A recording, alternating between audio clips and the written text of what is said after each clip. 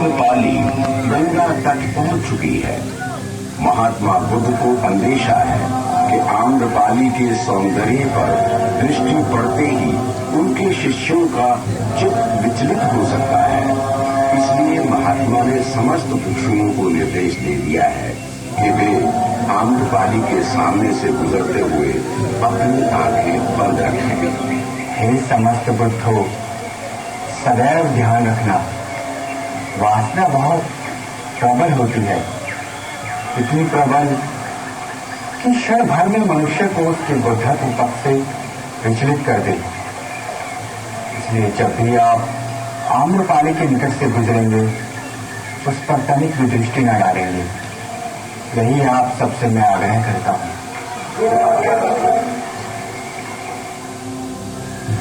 मुझ वैशाली का ये गौरवपूर्ण सौभाग्य कि धरा के इस पावन अंश पर चरण पड़े हैं महात्मा बुद्ध के। महात्मा बुद्ध का अलौकिक प्रभाव ये कि स्वयं आम्रपाली भोग विलास और भौतिक सुखों को त्याग कर उनकी शरण में आ गई है। इतना ही नहीं, आम्रपाली ने अपनी आम्र वाटिका भी बौद्ध संघ को दान कर दी है। साथ ही एक विहार बनवा दिया है जिसमें भिक्षुगण प्रवास कर सके। महात्मा बुद्ध भिक्षुणी संघ की स्थापना करें, उनमें महिला भिक्षुणियों को शामिल करें।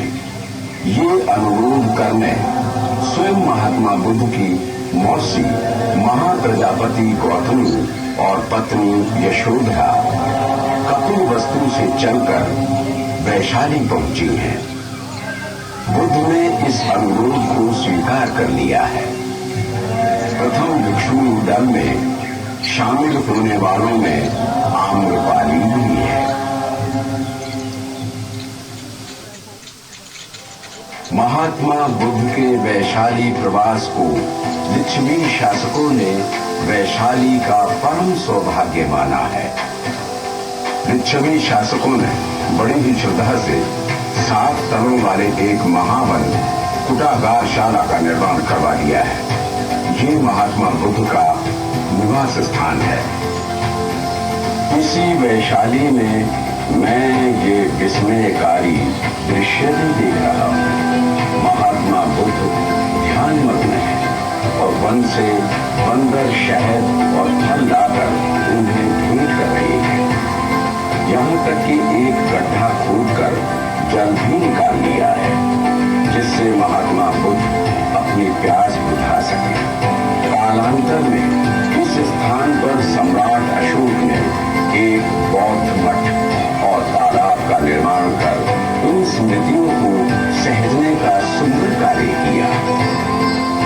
इसके साथ साथ सम्राट अशोक ने प्रसिद्ध सिंह स्तंभ भी स्थापित कराया।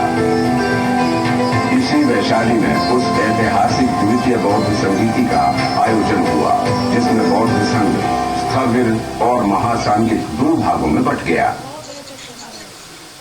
वैशाली की तृतीय यात्रा और अपने अंतिम संबोधन में महात्मा बुद्ध ने अपने महापरिनिर्वाण की घोषणा कर दी है।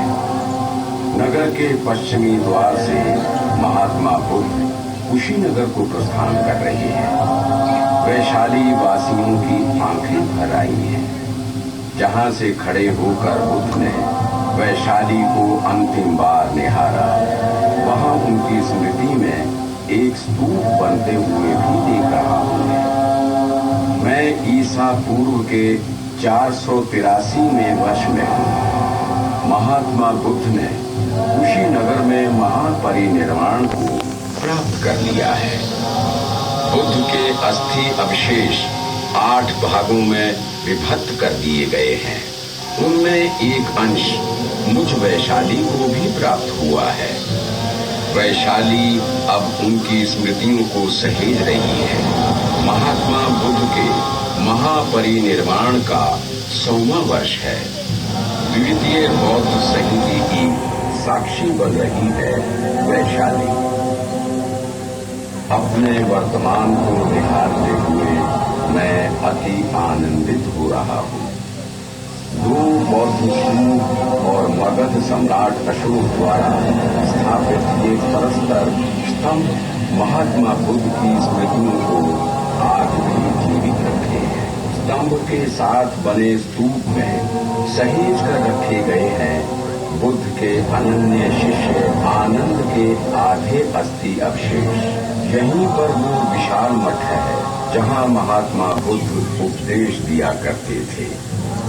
काल के सहस्त्रों गौरवपूर्ण वर्षों की नींव पर खड़ा मैं वैशाली आज भी गर्व से कहता हूँ, हाँ, मैं वही वैशाली हूँ जिसके दर्शन करने दूर चीन से चलकर महान चीनी यात्री फायान और फिर वेन्सुआन आए। क्या है और कैसी है वैशाली, दुनिया को सब बात बताई।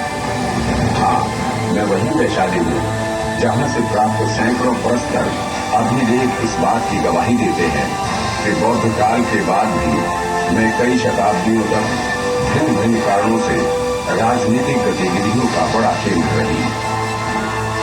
हाँ, मैं वही वैशाली हूँ जिसके दर्शन का आह्वान करते हुए राष्ट्र कवि रामधारी सिंह दिनकर ने कहा था, वैशाली जन का प्रतिपालक, विश्व का आदि विधाता, जिसे ढूंढता विश्व आज उस प्रजातंत्र की माता।